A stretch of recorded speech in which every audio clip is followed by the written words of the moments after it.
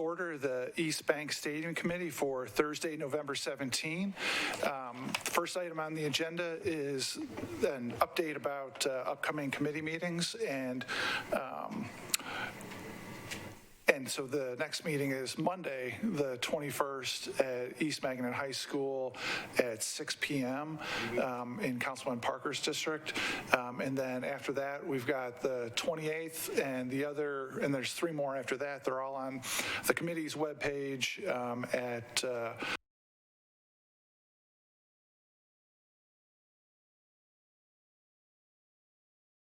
dig it up in a coffee can that they'd buried in their backyard when the stadium came to town. They were spending in other places. They were going out to eat, going to the grocery store, going bowling, and now they're taking that money and taking it over to the stadium. So we're not seeing any net increase in economic activity. Now, are there some people who come from out of town? Sure.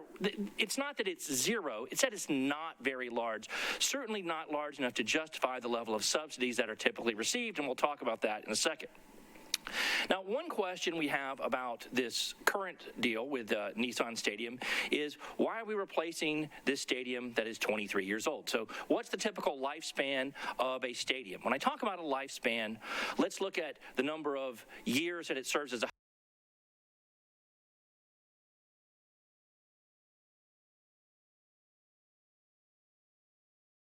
honeymoon effect. And this is something we observe happens in new stadiums, that when a new stadium is constructed, fans like to go and see the team play, and they spend their money there. Part of this is there's some curiosity about this new stadium. Oh, well, I want to go see the new stadium. I don't just want to see the games. Let's go look at the new concourse. Let's sit in the lush seats. Oh, the sight lines are so great. And so more people are going to the game. But eventually some of that shine wears off. It's not new anymore. Also, new stadiums are built to meet the consumer demands for the day. So a new stadium has amenities that are designed for consumers of today. So 25 years ago, you would have seen lots of stadiums with very big luxury boxes that were somewhat far away from the field. 10 years later, fans didn't want those. We want club seats up close to the stadium. So you start building stadiums with luxury seats closer to the field, and then you have clubs are added. And when you have those amenities, they eventually become stale as well. So what you see is that those revenue streams decrease rather quickly, that after about 10 years, that revenue bump you got from having a new stadium is down to about 10% of what it was. After about 20 years, it's pretty much gone. And so you can see why after 30 years, sports teams, which are in the business of making money, say, maybe we'd like a new facility to get that revenue bump. So now that we've sort of got a general overview of stadium economics, let's look at the Nissan Stadium situation.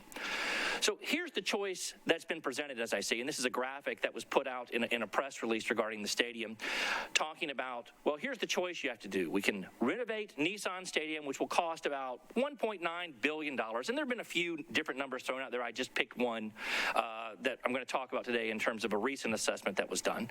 Or you can build a new stadium, and that's only going to cost $760 million. I mean, $760 million might sound like a lot, but when you compare it to $1.9 billion, that's a deal. And by this calculation, it sure seems like that. And as you see in this graphic here, the reason I put it up here is you see some of it has, tourists are paying some of this. The stadium campus users are paying for some of this. And you're getting some money from the state while Metro Nashville is on the hook for this, all this refurbishment money, a lot of red over here.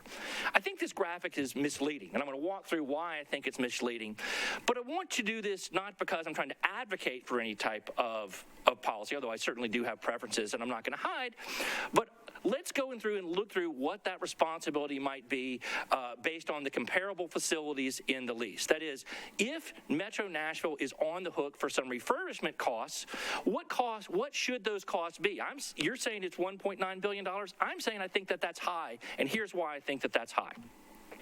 So this is the language from the lease. We're going to have a first-class sporting entertainment venue that is determined by venues that are of similar age, basically 10 years younger or 10 years older, or they're listed in the lease. So we have Carolina's Stadium, which is now Bank of America Stadium, the Jacksonville Stadium, and then some are gone. For example, Olympic Stadium is Turner Field in Atlanta is no longer hosting the Atlanta Braves, although it still exists. And we get a list that looks like this, according to the lease. This is the lease of 24 venues that are comparable. They are either listed in the agreement, or they are football stadiums that are built within 10 years on either side of Nissan Stadium. So we got 17 NFL stadiums, 5 Major League Baseball stadiums that are still active, and 2 Major League Baseball stadiums that have been replaced. And so I have the NFL stadiums in bold here, and I've listed them in chronological order from newest to oldest. I've listed separately the venues that were listed that are no longer hosting Major League teams. The ballpark at Arlington, which has gone under several names, Globe Life and Globe Life Field, Globe Life Park. But anyway, it has been replaced by another Globe Life Field, and it would open in '94. And in 2020, it was replaced with a $1.2 billion stadium and $500 million of public spending for an average of about 42% of public spending. Atlanta Braves now play at Truist Park, 10 miles from my house. So they left Turner Field at a public cost of about $300 million. So that's about 44% of the total cost of building the new stadium. So we also need to look at what do we mean by describing first-class condition. So if we're going to go look at these stadiums here, how can we evaluate what has been done to these other similar facilities that might indicate a funding need at Nissan Stadium? So first-class condition is defined basically as being in good condition and repair, normal wear and tear accepted. And the level of improvements in new technology from time to time found at a reasonable number of comparable facilities. Or some new technologies are put in that are implemented in a majority of comparable facilities. It sounds like the lease is looking for a sample of stadiums. So I want to take a look at the cost of renovations that have been spent on these stadiums. Now, when we start talking about dollars, I want to make a brief pause and talk about what I mean by dollars, because when I talk about something being built 20 years ago and costing $100 million, that's different than something being built today costing $100 million. That's because a dollar today buys less than it bought 20 years ago. And so I'm going to use 2 different types of real dollars. And so I list for all these stadiums their cost in current dollars. And when I use the term current dollars, what I mean is that is the expenditure at the time the stadium was constructed or the renovation happened. And I use the year at which the renovation was finished. And when I look at the cost of stadium construction, I'm going to use the Consumer Price Index to estimate real cost. What I want to say is, what did taxpayers have to give up when they spent $300 million? What equivalent would $300 million have bought in 2015 or 2005 or 2020? And so that's why I'm going to use the Consumer Price Index. When I look at renovation cost, I'm going to use a special subsection of the Producer Price Index, which looks at construction, maintenance, and repair for non-residential buildings. Because what I'm trying to do is estimate what would it likely cost to renovate Nissan Stadium in the cost of construction materials. Those may be different, have changed over time, may become relatively more expensive, less, and not be comparable with the consumer spending data and the CPI. So I'm using the PPI and 2023 data. Just so you know, I'm being very aggressive here at predicting 2023 prices, because 2023 hasn't happened yet, and we've had a lot of inflation. So I'm assuming that we're going to have the same level of inflation in 2023 that we had from 2021 to 2022, which is about 14%. Now, I think that is wildly unrealistic. It's probably much lower. The Federal Reserve has taken actions to reduce inflation quite a bit. Can't predict it will, what else will happen. But just so you know, I'm being aggressive here. I want to say, how high could it be at worst case scenario? So let's take a look at those costs. So what I have here is a list of every single stadium, and I know this is hard to see, and you may want to look at it later. I'm gonna bring it down to a smaller view here in a second, but I want you, when you go back and look, if you want to go look at your favorite stadium and say, how much did it cost to build? How much was spent on renovation? I have all these stadiums, and the average construction cost in 2023 dollars was about $200 million. And so I'm gonna, and I'll leave it up there. I see some of of you looking at it, but I'll tell you what, I'll talk about the summary statistics and I'll move to that slide in a second. The median, the middle value was $185 million. Again, want to be clear, this is controlling for inflation. I'm taking inflation into account. These are real dollars. I also have two different types of costs on here. So some of these renovations happened in the past. That is, we've observed them happen, and these are reported expenditures, and they're reported publicly in the media. And just so you know, I went through and gathered this data over the summer, looking at media reports for every stadium, for every major league stadium that exists, and finding their last major renovation, that is $100 million or more, to say what would it cost to have a major renovation to keep that stadium in operation. I also list a future renovation. This future renovation is less clear on what it's accounting for. These largely come from allocations that have been made by municipal or state governments. For example, just this past year, the Maryland state government awarded $600 million to Camden Yards for the Baltimore Orioles and M&T Bank Stadium for the Baltimore Ravens to allow them to borrow to refurbish their stadiums. It's not because their stadiums necessarily needed that amount of money. It's just, hey, we're giving you this money. The same thing with Chase Field for the Arizona Diamondbacks in Phoenix. And so that's why those numbers are a little different. Now, let me go to my next slide, if it'll go. Hold on. Sorry. The computer was trying to reboot, so I was able to. Okay. So here are the summary statistics with the mean. So we got 11 stadiums have had a renovation of this sample of 24 stadiums. The median cost of renovation was $200 million. The median was $185 million. The middle 25th to 75th percentile, that's the middle 50%. So we're going to get a range there. That's between $135 and $212 million. Of the renovations that are planned, the mean is about $467 million or $500 million at the median.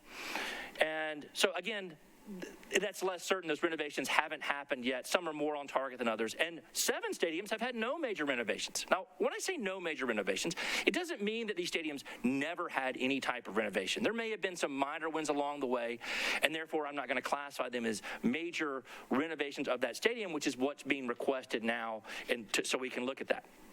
So let's go and look at the recent study that was put out by Venue Solutions Group trying to identify what a comparable facility was for renovation, or not exactly what it was. And let's take a look at what they said. So they said we should use Joe Robbie Stadium or Hard Rock Stadium. And so I've got a picture of Joe Robbie Stadium prior to its renovation and after its renovation. And so they said in their report, in our professional opinion, Hard Rock Stadium is the closest NFL comparative example with which to test the proposed components of the Titans master plan. And so they looked at this renovation and they reported figures saying it cost $550 million, which is about over $800 million in 2023 dollars. The footnote for this cites a meeting with the Miami Dolphins. I can find no public measure that goes that high. And just so you know, I went through and looked at for every stadium that exists in all major sports leagues. And I basically went and tried to look at numbers that were repeated multiple times. And the number I got is a little bit less.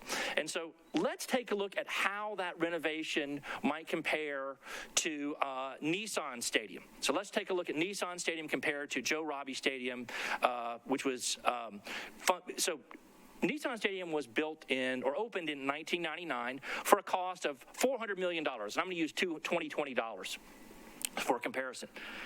Hard Rock Stadium opened as Joe Robbie Stadium in 1987, 12 years prior, for $262 million.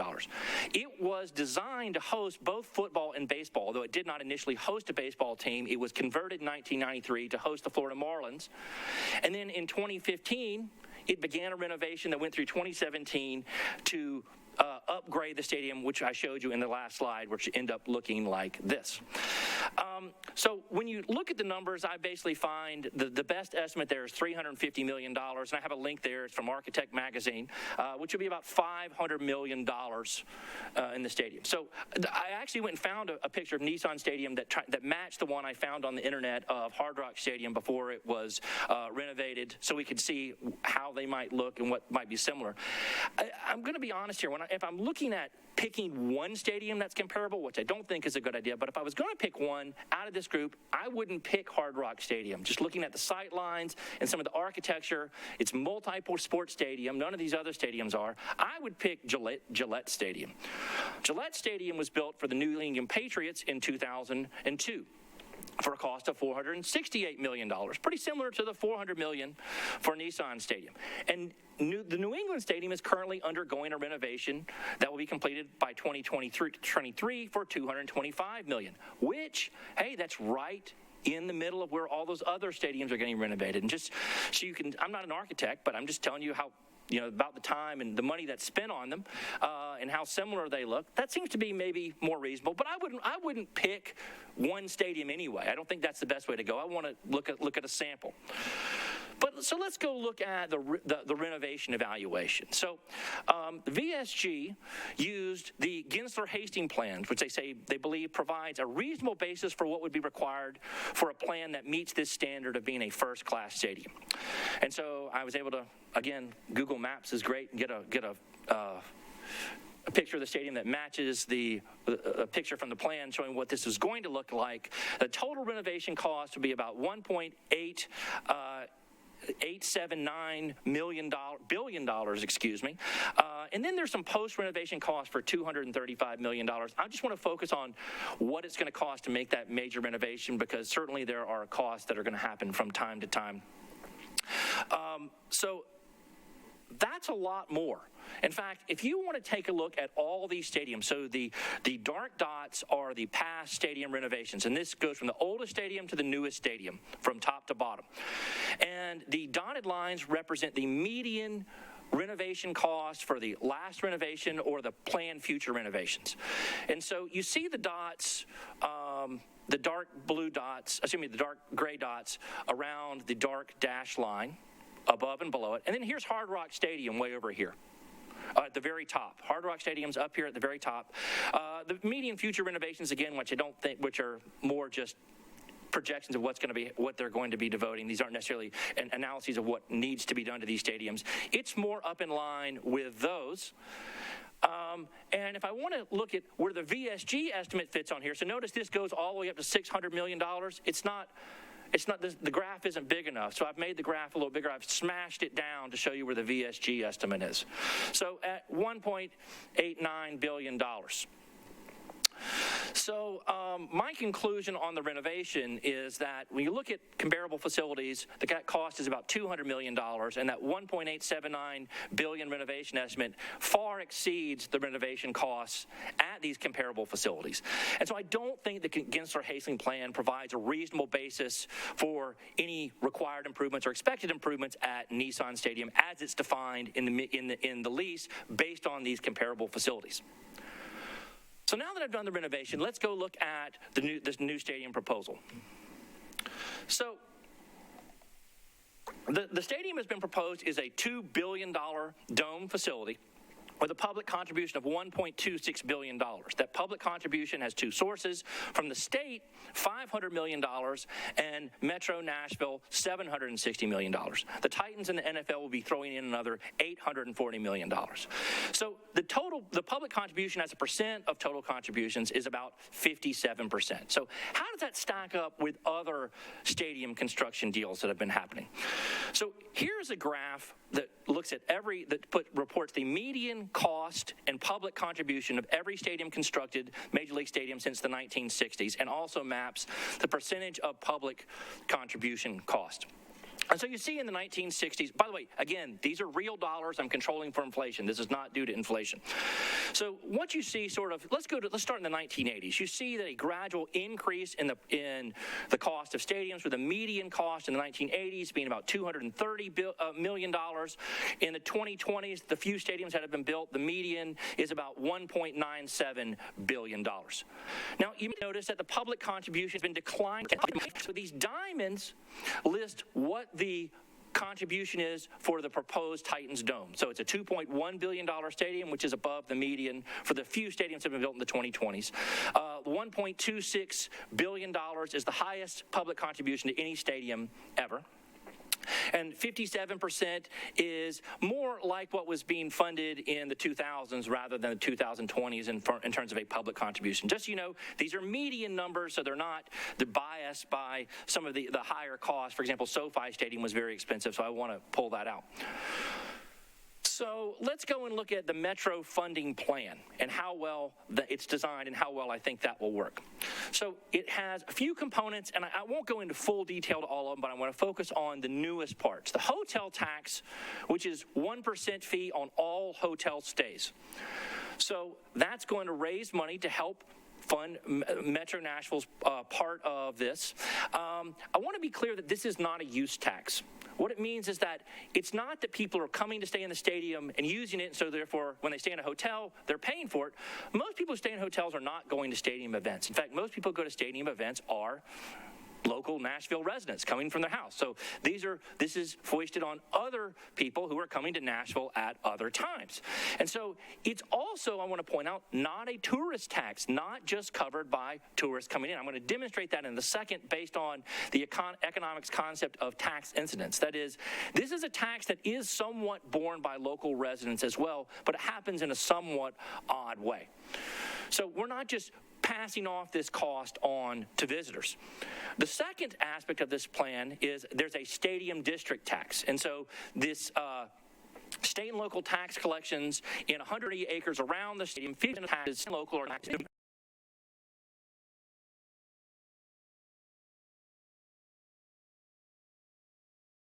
increased tourism and associated increased tourism-related tax revenue is a rather tenuous reason to justify public subsidies of venues and events. Now, you might say, well, what if we get a Super Bowl? We're not going to get a Super Bowl here with Nissan Stadium. What's going to happen if we get a new dome stadium and host a Super Bowl? Well, it just so happens that economists have studied that as well. So there's a neat study that was done by Lauren Heller and Frank Stevenson, and they looked at what happened to hotel stays and hotel revenues when a city hosted a Super Bowl. And using the Houston for a back-of-the-envelope calculation in 2017, they found that hotel revenue increased by about $44 million. If you take 1% of $44 million from that Nashville might get, that would be $440,000. That seems a pretty poor return on investment on $760 million. And you might say, oh, we're going to get more than one Super Bowl. We'll get a college football.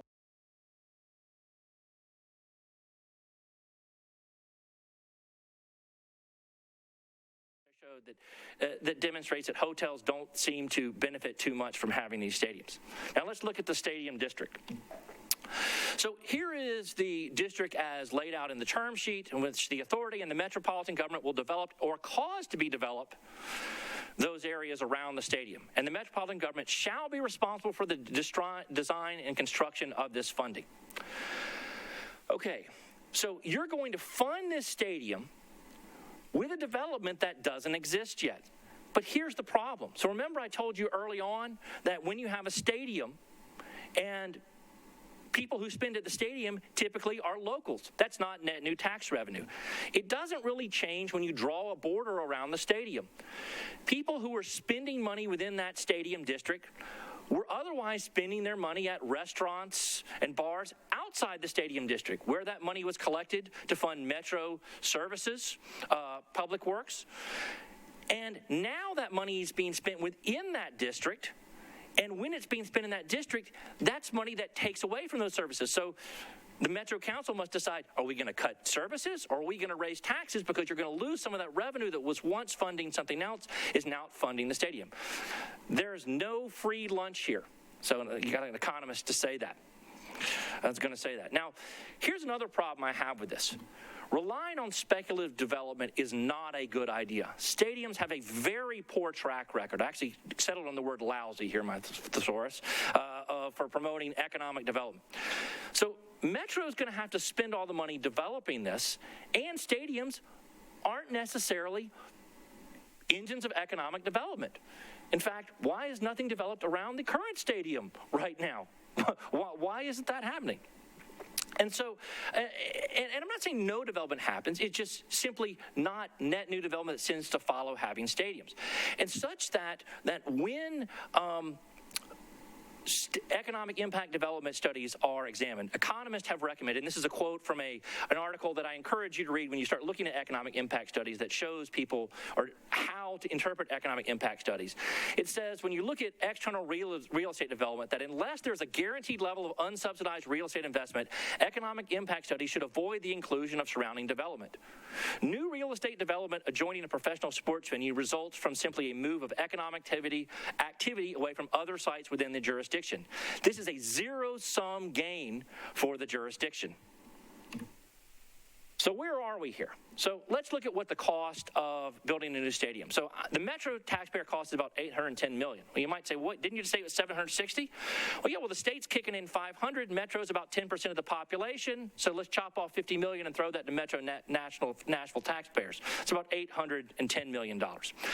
Then you got $450 million coming from non-Metro state taxpayers. Many of you may have relatives that don't live in Nashville who you're asking to help fund the stadium. You know, you're asking my sister who lives on Signal Mountain to fund the stadium, my cousins who live in Knoxville to fund the stadium. So there's still state tax money that's going here. And when you have state tax money going for a parochial project like a local stadium, other cities say, where's my share? Now Memphis is starting to say, hey, well, if not Nashville's going to get some, we want some of ours too. And if the state government approves that, guess who's going to fund that? Metro Nashville taxpayers are going to contribute to that. So it's something to think about. You're also going to have to fund the development project. The term sheet shows that there's the Metro has a responsibility for at least 2,000 parking spaces. And also, it appears that some repairs, capital repairs, will come out of the Stadium Development Fund. So one of the things I like to talk about or use the term physical illusion. And that is, it looks like someone else is paying for the stadium, or it's coming from somewhere else. People spending that money in the district. Tourists when they stay at hotels.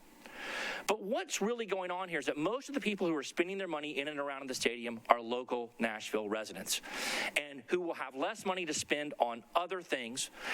And so whether you collect it from a property tax or a sales tax or divert it from a water fund, those things are still cost to local resident taxpayers, no matter which tax instrument you're using. I like to say, if you think of the common tax base of Nashville as a well, and whether you pull it out with a red bucket or a blue bucket, you're still taking out the same amount of water. Changing the instrument doesn't make the burden go away.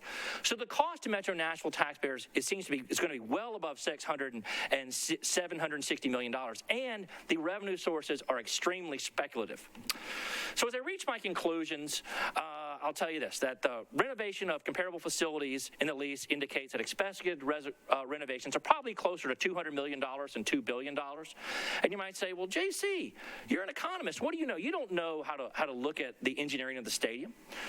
But I do understand how prices give us information about what might need to be repaired in the stadium. Just as if I wanted to renovate my kitchen, I may not understand all the things that have to be done.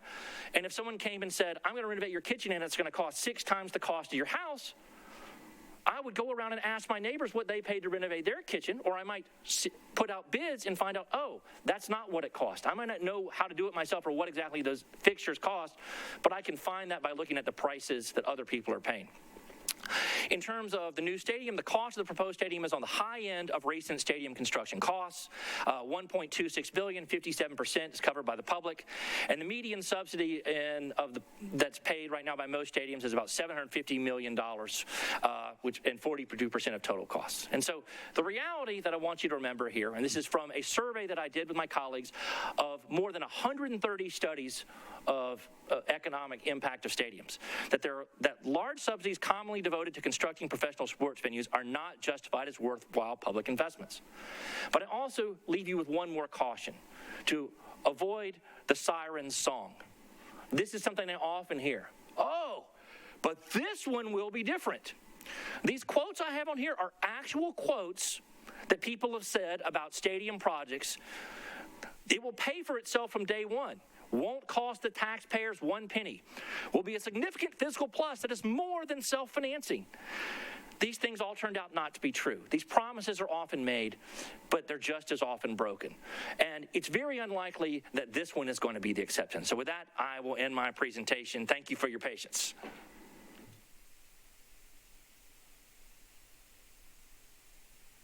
go from this side to that side. So Porterfield, Parker, Toombs.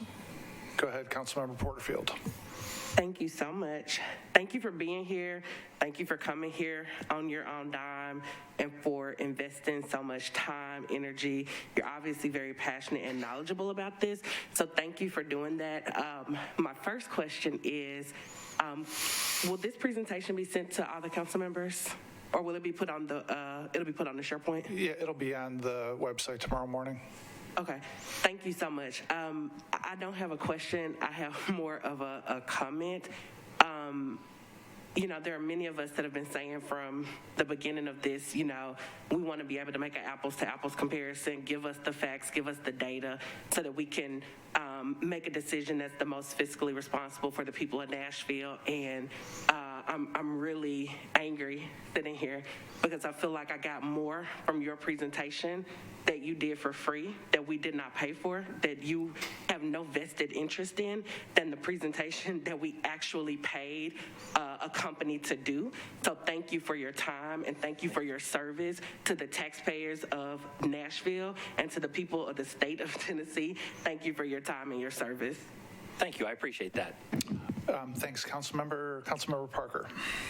Thank you, Chair, and thank you, Professor, for joining us. I'll echo what my colleague just said. I had a comment and then a couple of questions. I really appreciated your note about the actual in-stadium sales tax being captured to pay for the stadium, because I've always thought of that like, well, couldn't the team just raise the prices, just add $1 to each beer, or add $50 to each luxury box, or whatever it is? I mean, that's the way. Just seems cleaner, but you know.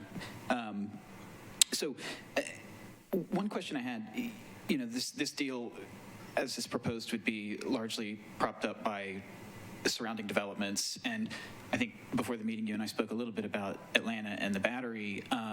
You know, we did a very extensive planning study for the area around the stadium, you know, that's now the surface parking lots. And you know, the things that overwhelmingly folks said they wanted, you know, green space, affordable housing, accessible cultural settings, schools, things like that. You know, the tension that I've been thinking about a lot since working through that process of that study and now this proposal is, you know, those things aren't big tax revenue generators, you know, affordable housing, schools, parks, those things.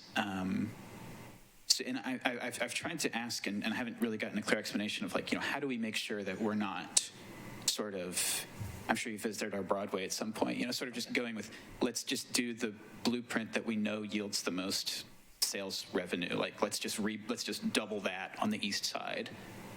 So my question is sort of, have you seen any stadium projects that had these adjacent developments that were part of the financing structure that maybe got it right, that where it feels like a neighborhood, where it, you know, it's a place that people spend their lives and work and play and live and things like that, and not just something people visit? Well, there's sort of a myth about stadiums that they are very good anchors for these types of other businesses to come in. Oh, there are restaurants and bars and people come there and create a stadium district. Stadiums also come with a lot of negative disamenities as well, such as crowding and crime and alcohol consumption. And that one of the things that actually happens around stadiums, that properties can sometimes, certain types of businesses can flee those areas. It's not great to host a grocery store across from a stadium or a doctor's office because people can't come when they're having a game. And so that's one of the interesting things. Is a study I didn't put in this presentation is done by my colleague Brad Humphreys, who looked at the stadiums where teams had left those stadiums. And what he found was that property values around those stadiums increased when the teams left. And part of that was that perhaps there's some disamenities here. And a perfect example, and I probably should have put this in the presentation, if you want to go look in Atlanta at around the area around Turner Field, it's having a renaissance. It's doing well because it doesn't have to put up with hosting 81 baseball games a year. Now, getting back to your question about what can you do and do it right. So I live 10 miles from the Battery, Atlanta, where Truist Park, which is often touted as, oh, this is the new way we're going to do stadiums and it's going to make lots of money. Well, it's certainly making lots of money for Liberty Media. One of the things which is the owner of the Atlanta Braves, one of the Unique aspects for that project is that Liberty Media owns that land around the stadium. They have every incentive to develop it and have it be successful. If the development is owned by the city and people are spending money inside the stadium, the incentives are not necessarily congruent between spending outside the stadium and inside the stadium. And it's when you hand it over to a government body to try and let's develop this right, that's actually not what happened in Atlanta or in Cobb County where I live, in Truist Park. It was a private team owner decided this is how I'm going to develop it, and they put their money into it. In saying that, I'm also the person who's done the physical impact analysis of that development, and I find it runs in Cobb County a $15 million a year annual deficit. So it's not, that development itself isn't making money. And outside for the county, and outside of that little 3-4 block area, the area looks pretty much the same. And I know this was mentioned in a presentation yesterday. There's a Red Lobster still right outside. So it didn't, nothing changed about that. So, is there a design that works? The answer is no, because people don't do it. And in some of my research, I love historical stadiums and going to reading about baseball teams that tried to do this in the 1800s, trying to develop this sort of external development. And they just don't seem to work very well. Stadiums just are not great anchors for economic development. Okay, well, thank you for that response. And kind of the last question I had, and I think you hinted at this a few slides ago. So a district, whether it is more of an entertainment district or it does kind of develop in the sense of like a neighborhood with lots of housing and whatnot, those things come with costs to like the general fund of a municipality. Like we still have to maintain roads in that area. We still have to provide life safety services, fire, EMS, police.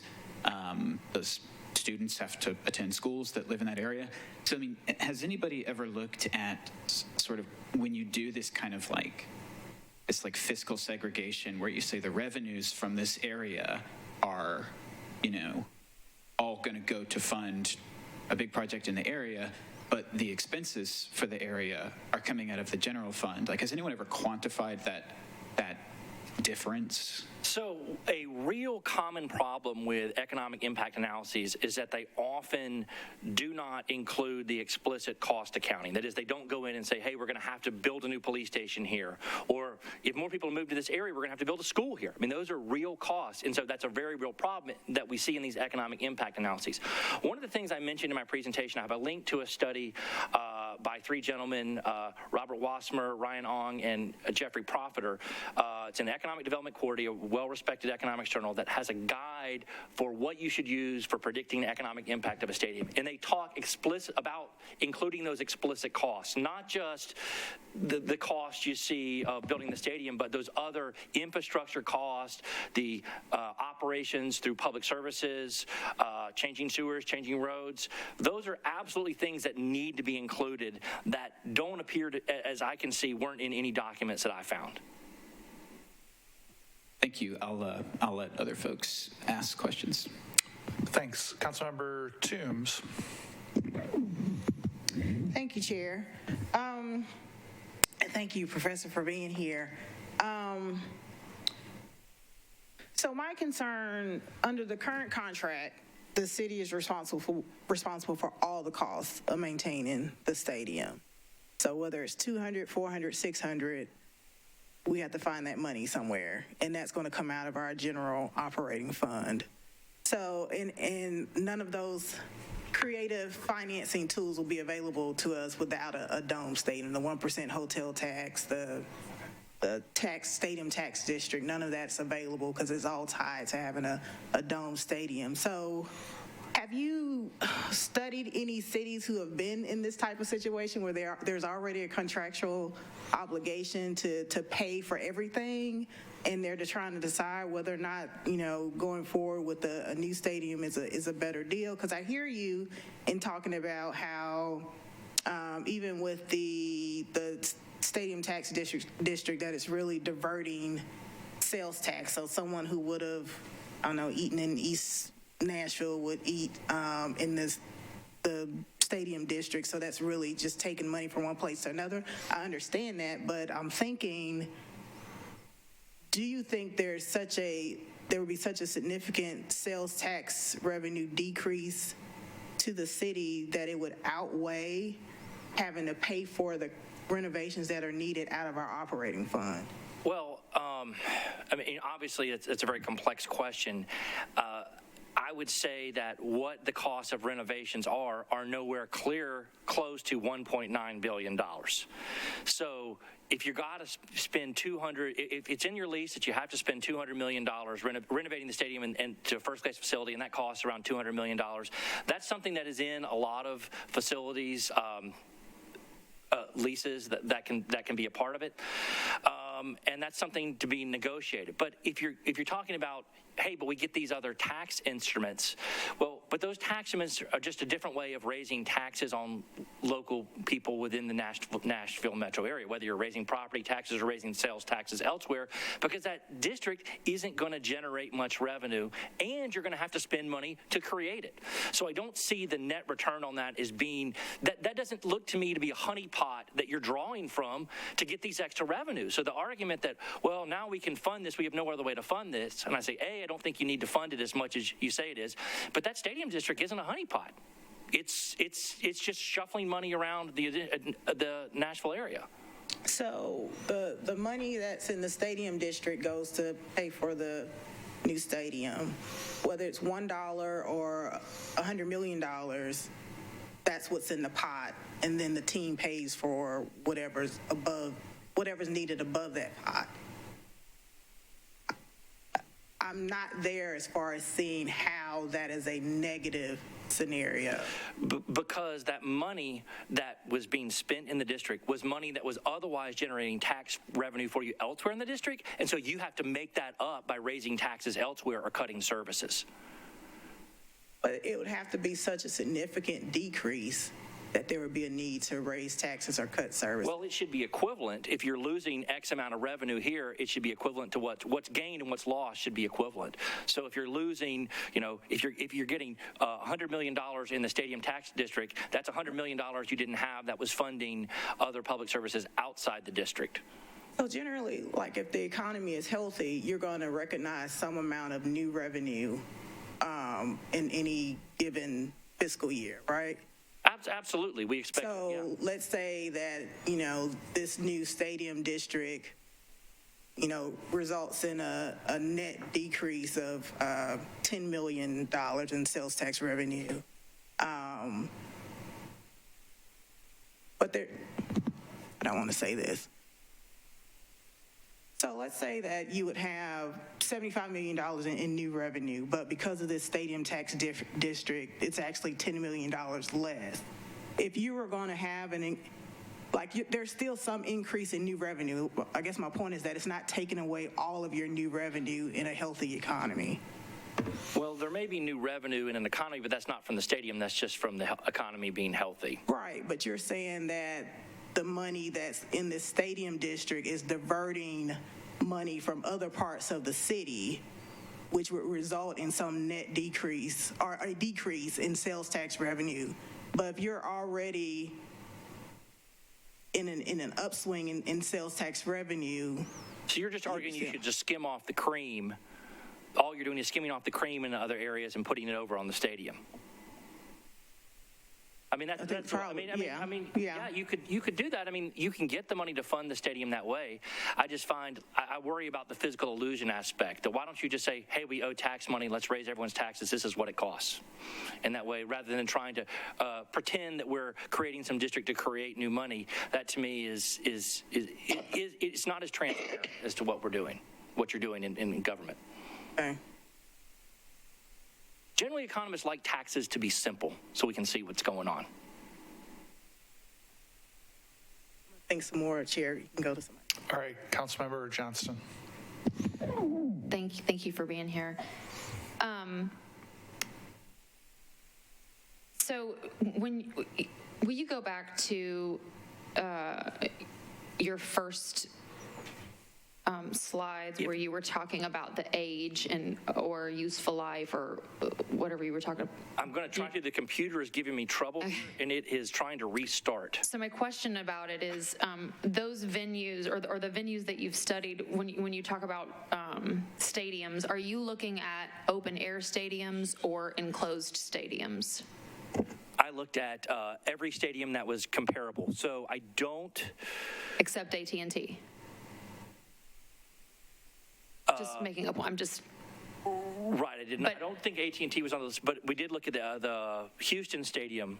It's a dome, so some of them were. But I mean, just in general, when you're looking at economic impact of stadiums, are you looking at open stadiums or enclosed stadiums? Well, there are numerous studies, and some have looked at basketball arenas. Some have looked at stadiums that are domes. Some of them had looked at open air stadiums. So in some stadiums, some studies are a sample of, dozens of stadiums over many years. Some are case studies that look at one or two stadiums. Do y'all study things like arenas? Yes. Enclosed arenas like Bridgestone Arena is Yes. more of an event venue space Right. versus a stadium, but it's sort of along the same lines. Do you? What's the economic impact?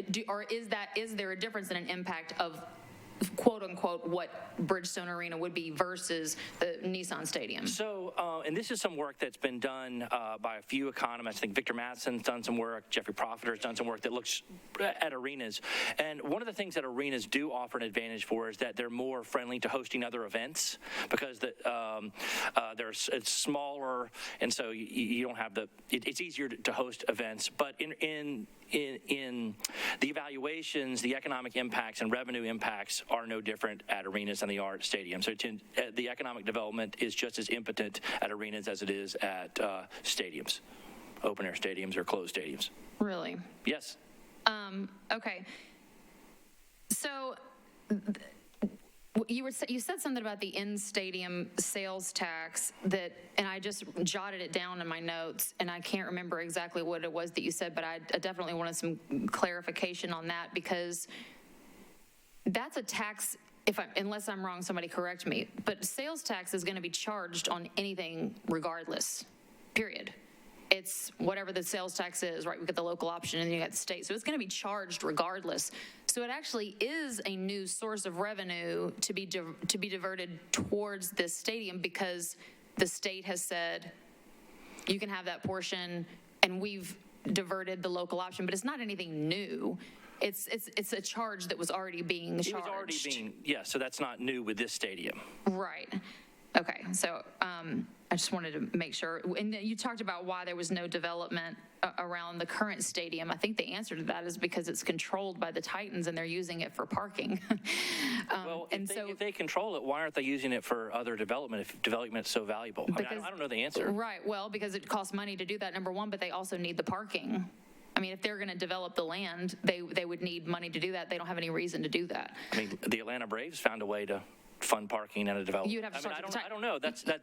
But my point is, you would have to talk to the Titans about that because they control that. So that's one of the benefits of renegotiating the lease is that we are able to sort of recapture the control of that land and do with it what we want. So you can recapture the land that they don't want. I'm not necessarily saying that they don't want it. They would probably love to have a bunch of parking because that is part of what they're losing. Hang on just a second, I got to open this up again.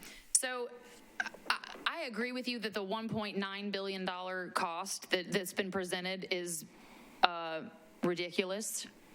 But I'll push back on your $200 million cost too, because I think that's probably equally as ridiculous. But so my question to you as an economist, because what you said is the median renovation cost, because one of the things the VSG report did come back with was a 250. Did you figure out if it was 257 million? I think it's like $257 million of enabling projects. So that's before the renovation would even, so that's a pretty big number because have you been to the stadium to see the condition that it's in and make the repairs and things that? Yeah, I've been to the stadium. But with an eye of like, oh, that needs repaired. Oh, here's plumbing issues. Here's that. No, they don't teach that course in economics. Right, exactly. Okay, so we've got 257 or so, roughly, $1 million of enabling projects that we're responsible for. And then on top of it, but let's just for simplicity purposes say that the renovation cost that we could come up with would be $500 million, because that was in the median of these recent renovations, right? Those are the proposed renovations. So it's not an actual observed cost, but just there's been some allocation to say, hey, here's some money that you can use to renovate it. So 500 is a fair number. That was a number of those proposed renovations. And Right. look, I'm not here to tell you that this is right or not. I'm just saying that's what these numbers are. Okay, so for simplicity purposes, let's assume we can get the number all in at $500 million for a renovation. Understanding, because you can go back to your slide or go up to your slide, whichever one's where it shows the buckets of like what we're responsible for with a renovation. It had a bunch of red. That right there. Okay. So let's just say all things equal, $500 million for a renovation, and then build new stadium dome, $760 million. But you lose all this fun income, right? You lose the hotel motel tax that's in addition. Right, the tourism, you're losing state funding, you're losing the ability to develop and capture any sales tax revenue, whether it's in stadium at 100% or the area at 50%. So you're losing all those types of things, or they're at least compromised. In your opinion, as an economist, from a taxpayer perspective, as far as a burden on general fund having to write a check, what is the better option to renovate with the lack of that financial support in those challenged or eliminated revenue streams in a renovation, or the new build at $760 million with all of that stuff? Renovate 100%. Renovate with 100% of the burden on the taxpayer. Yes, absolutely, because there's no honeypot of revenue you're getting from the stadium development district to begin with, and you're going to have to fund it. And it looks to me like the renovation estimates that have been proposed are way too high relative to what other comparable I know. are spending. Forget about that. Okay. We've gotten it down to $500 million. We've gotten the renovation cost down to $500 million. Yeah. Okay, so $500 million that we are responsible for 100% without the hotel motel tax, which is basically $20 million a year, with challenged sales tax revenue, whether it's in stadium or the area, because we can't develop that land under the current lease. So there is no really development. There's zero sales tax on asphalt. So do we put all of that burden onto the taxpayer at $500 million? Or do we build a new stadium where we are able to take advantage of those revenue streams, whether they're massive or not, but at least they're there? Can I amend your question real quick? Yes. And you can reject the amendment. The scenario one, $500 million out of GO bond debt for a renovation. Scenario two, $760 million supported by the revenue streams, plus it's impossible to do the new stadium deal without hundreds of millions of dollars worth of GO bond debt obligation also to build the surrounding neighborhood. So the rebuild scenario is not free of GO bond debt, because you can't like, the mayor's been clear about this on and off through the course of the year, that the new neighborhood goes hand in hand, and it costs GO bond debt to build the neighborhood. Okay. So where that would come into effect is the development. So let's take the surrounding development out of it. So we're receiving none of the 50% sales tax from the developed area. We're just going to receive 100% of the sales tax revenue from the in-stadium, because we've renovated it. It's going to be great. $500 million. Awesome. Okay? So we've got that money. Take that out. Let's let the stadium stand on its own. Forget the surrounding development. You got the hotel motel tax still in the entire county, $20 million a year. You got in-stadium sales tax at 100%. You've got money coming from the state, right? You've got these dedicated revenue streams that can be significant, as opposed to $500 million. That's 760. Sorry, as opposed to $500 million. That's 100% on the taxpayer. 100%. But my contention is that it's still coming from the taxpayer, because, okay, I mean, what you're saying is you're diverting the revenue. It's not just coming from tourists. So I don't understand where you're arguing the new revenue is coming from. You're saying, yes, they're new revenue sources, but what I'm telling you is that those revenue sources are really just a reallocation of existing tax revenues that are being collected elsewhere in Nashville. I disagree with you that they're being diverted from other. So you're saying basically somebody's going to go to the football game or to the concert or to whatever event that's being held at the new stadium. They're going to go there instead of going to Plaza Mariachi in my district and spending hundreds of dollars and maybe getting drunk and having to get a hotel room. Right? Because people are coming and Yes. they're coming here, they're having, so that's what you're saying. Yes. And that's what the evidence suggests happens. I can't wrap my head around the fact that the people that you're saying that the people that are coming in to, let's just say it's just football games, are just Nashville's residents, because that's not true. They're Williamson County residents. They're Kentucky residents. They're Alabama residents. They come from all over. If it's a visiting team, they're coming from New York. Those folks travel awesome. They're coming from all over. I mean, I would love to get you in the same room as Butch Spearden, but we might have to put boxing gloves on you guys. Why? Because he absolutely, I mean, his presentation, I don't know if you saw it yesterday, it's a massive economic impact, a massive, so much so that the hospitality industry. Impact presented at that presentation. I watched it. It was just some numbers. Well, what do you mean number? That's what I mean, I reviewed 130 studies looking at economic impact. He just says, I did a number and it's big. Garbage in, garbage out. Listen, this is. I'm not telling you this because I don't want you to have a stadium. I'm telling you this because this is what the research shows. And I understand it may be difficult for you to believe that. But if what you're saying is true, why aren't we seeing it in any of these studies? I don't know. What I will tell you is the Nashville before the Titans came and the Nashville after is very, very different. Very, very different. And we are a much bigger and economically strong county after. Well, a lot of places are bigger and stronger since 1999 and don't have football teams. And a lot of them aren't. I'm just saying. I have seen no evidence that football stadiums. Well, we're in a situation right now where we don't have a choice. If this was a conversation back in whenever, before we even build the stadium, maybe that could possibly have some merit. We don't have a choice. We have to make public investment in this. The difference is, are we going to take advantage of outside revenue streams and other funding? And you can, and I get your point where it's the entire state. $500 million is coming from the state. What I will also say is Davidson County is the economic engine of this entire state. So they are getting, every single county is getting the benefit of what happens in Nashville, Tennessee. Every single one of them.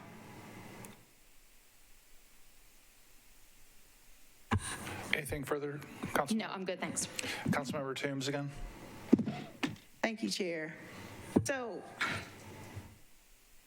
Chair, I think this analysis is good if we were trying to decide whether or not to have if we had no stadium and we were trying to decide whether or not, if it was 1996, and we were trying to decide whether or not we wanted a football stadium.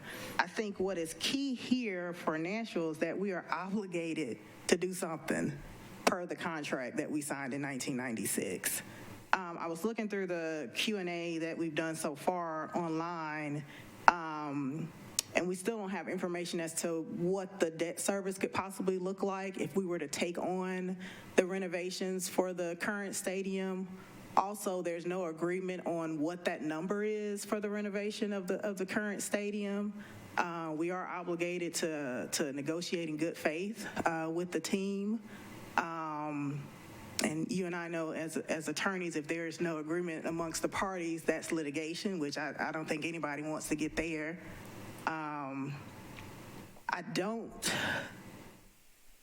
I completely understand the tax diversion argument. However, because Nashville generally has such a strong economy, it's the strongest local economy in the state, we generally recognize new revenue every year.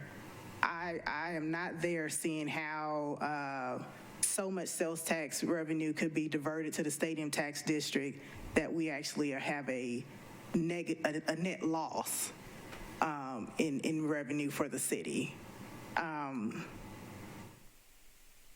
So this doesn't answer much questions for me, Chair, but these are my thoughts as I'm trying to, like my colleagues, trying to make an informed decision on this deal. I still don't think that we have the information that we need because we're still not able to compare apples and apples. Yeah, and fair enough. I recognize that's a comment, not a question. The thing that I've failed to figure out a way to convey so far is, and as recently as 5 minutes ago, in response to Councilmember Johnston, is assuming all his research is wrong and the stadium actually pays for itself with brand new money. Just for the sake of argument, assume that's the case. Then an extremely relevant question is how much of GO bond debt is this body going to approve over the next 4 or 5 years to build a neighborhood? Because right now, the amount that we're going to spend on GO bond debt to build a new neighborhood is zero. So right now, we're looking at, I'll use the number that Councilmember Johnston has used a couple times, $500 million. We don't know what it is, but $500 million for a renovation. The evidence is that would be an expensive renovation, but let's say it's $500 million. Right now, we owe $500 million worth of GO bond debt for the stadium and zero of GO bond debt for a new neighborhood.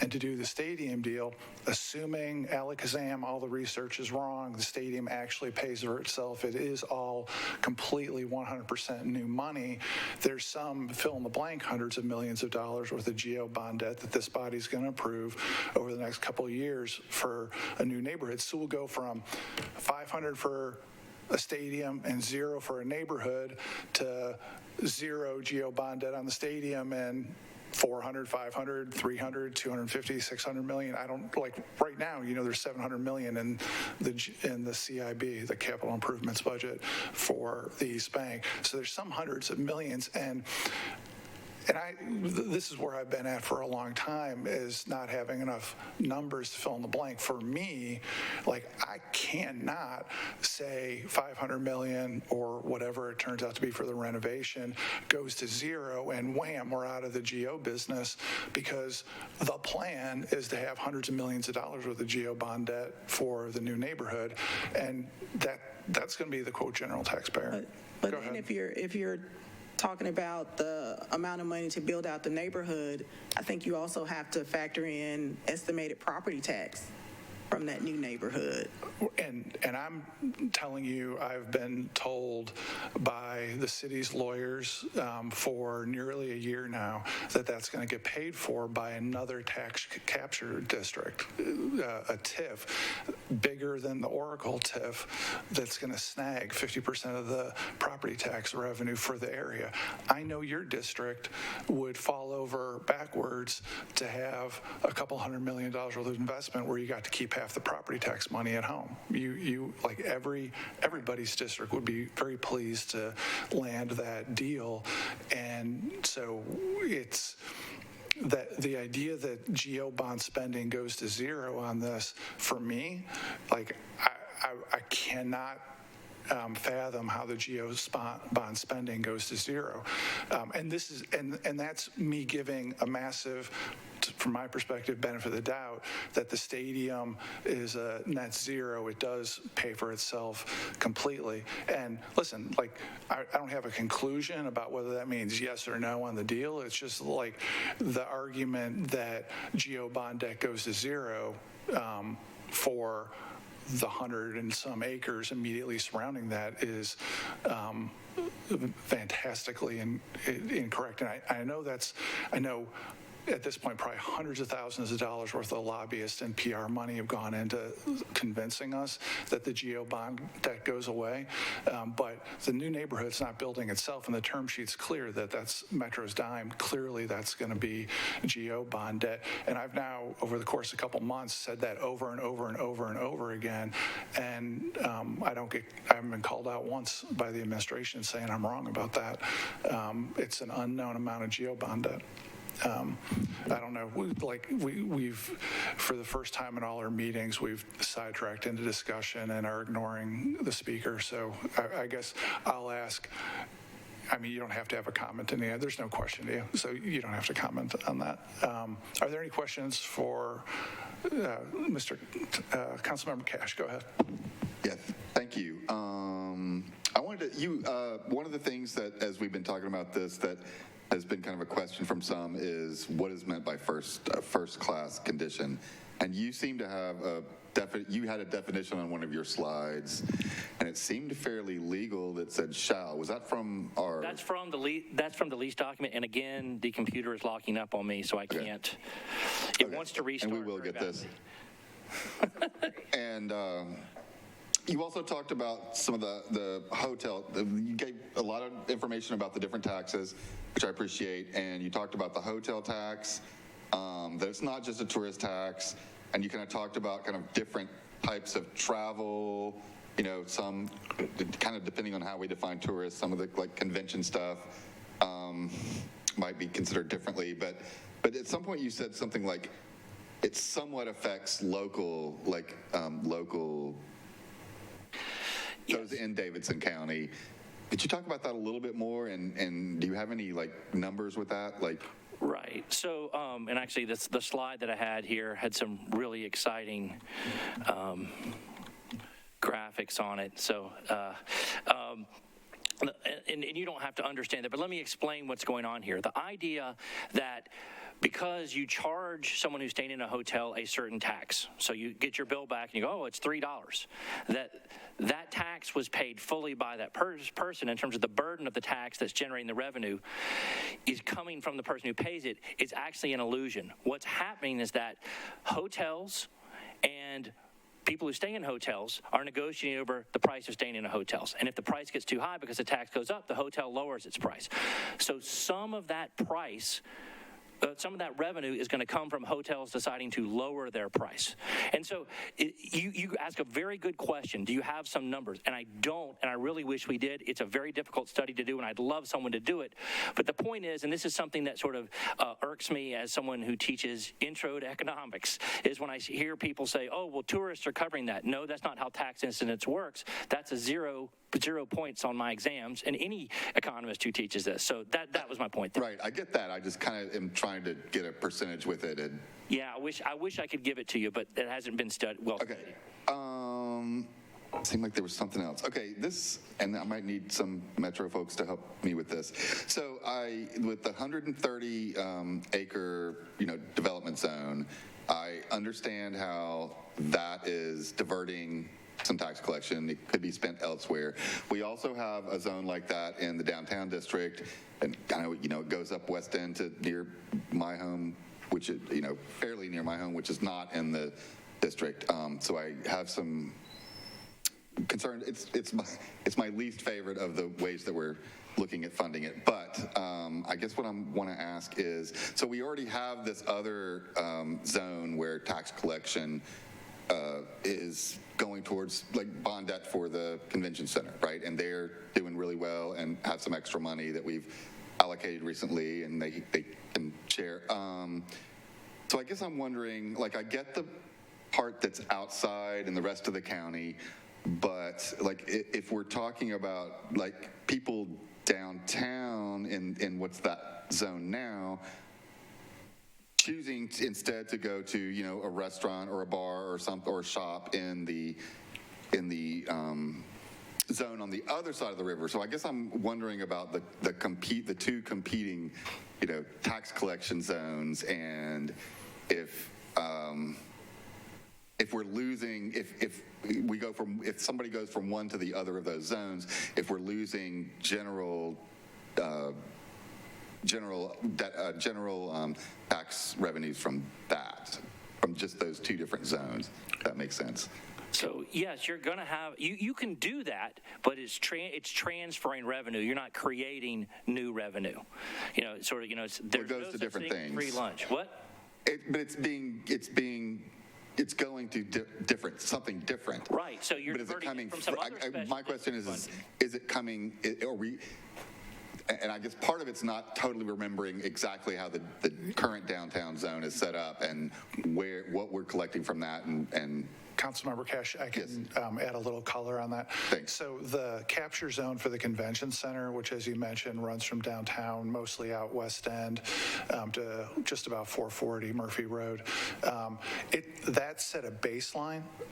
So whatever the sales tax was before that got started about a decade ago, that sales tax adjusted annually by the state for so if the baseline gets adjusted every year based on the amount that sales tax increases for the whole county. So if sales tax revenue for the whole county goes up by 5%, but it goes up by 10% in the capture zone, the amount exempted from the capture zone is adjusted from the baseline every year. And the state does the math on that and tells us what the number is. So if I go to lunch, I work in the Pinnacle building. If I go to lunch in the restaurant at the base of the building, today, the portion of my sales tax that represents the floor as adjusted annually goes to Metro and the state as if there was no convention center ever there. And the increase in that zone accumulated over the decade or so above that gets captured in the capture zone for the convention center. The state law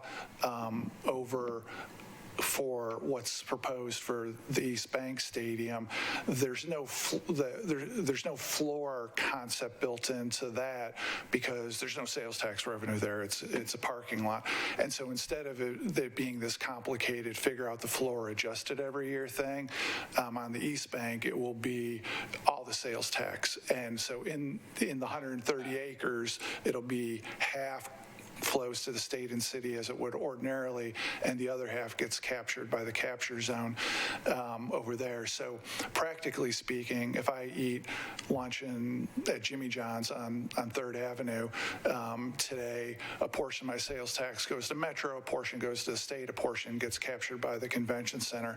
If I go to Jimmy John's, at Nissan Stadium 7 years from now, half my sales tax gets captured for paying for the stadium and and then the state and city split up the other half. So the transfer isn't going to be one for one because that floor concept is not there, but that's how it'll work. And ditto if somebody stays in an Omni hotel today and 5 years from now they stay at Marriott at Titans across the river. Thank you. That's helpful. No problem. We're going to put a Red Lobster in that stadium, guys. That's what we're going to do. I think Councilmember Parker had a question. Well, you just stole my joke. Sorry. It won't work. The question I have, like big picture, like what are, Nashville is talking about this. There's a lot of spin on the Metro's obligation, on the various figures and the proposal. I think probably what we're going to hear this evening and tomorrow is, well, that's great math from The Economist, but, our stadium is special and our lease is special. We have a contract that is unlike any other in NFL. We have a stadium that is unlike any other that's ever been constructed. And then therefore that explains the tenfold difference between your estimate of like a comparable renovation and then what the team and apparently the mayor's office agree on as like a $2 billion-ish figure. What, in your view, I know that you're not an attorney, if you've looked at other leases, other obligations that municipalities and states have to things, in your view, are we special? Are we 2 times as special? Are we 6 times? Are we 10 times as special? Is there anything in our situation as a city that can explain some or all of that gulf between your estimate of $200 million and the team and the administration's estimate of $2 billion? So my estimate of $200 million is just looking at the data. I'm telling you here it is, and to use that information as you see fit. Every stadium deal is somewhat unique. You think about it, every city, sometimes it's downtown, sometimes it's in the suburbs. They have different percentages funded. So every stadium can claim some level of uniqueness. And from my studying this, every single time it comes to this, someone says, oh, but this one's going to be different. But when we go and look back at it in time, it's not different. And I'll tell you this is exactly what happened in Cobb County with Truist Park. I pointed out all the same information, and people said, oh, JC, you don't understand. This one's going to be different. We'll show you. I waited. It did it. I looked at the data. It didn't happen. Oh, well, you must have some secret agenda. I mean, people are more likely to switch their religion than admit that stadiums don't have economic impact. I don't know what to tell you on that front, but I'm sure someone will say that. And I'm sorry if someone feels like I may be misleading people, but this is really just what the data says, and that's how I'm presenting it. And I think it's up for this body to do that. And I will say this as someone who watches a lot of local government meetings in Georgia, that this is the most calm, deliberative, serious local government body that I have ever seen. And I'm very impressed, and no matter what outcome comes of this, but yeah, so it's up to you, not me. Well, it sounds like more municipalities should consider having a 40-member council. I once did a study on the size of county commissions and government spending, so I've actually studied that before, a long time ago. Interesting. Wow, cool. Okay, thank you for that answer, and thank you again for being here this afternoon. Any other questions for Professor Bradbury? All right. I know that in line with us being calm, deliberative, and thoughtful, wherever, I know I speak for all of us, wherever we stand on the issue, we appreciate your time today and your willingness to come talk to us. Really do appreciate that. And thank you. I appreciate the questions. Thank you. And then we had a pretty good discussion after the meeting yesterday. Does anybody have anything that they feel like we need to talk about today? I'll take that as a no. So next meeting on Monday at 6 o'clock, East High, and that'll be public comment session. Please let your constituents know and come out to the meeting. Appreciate it. We'll be adjourned.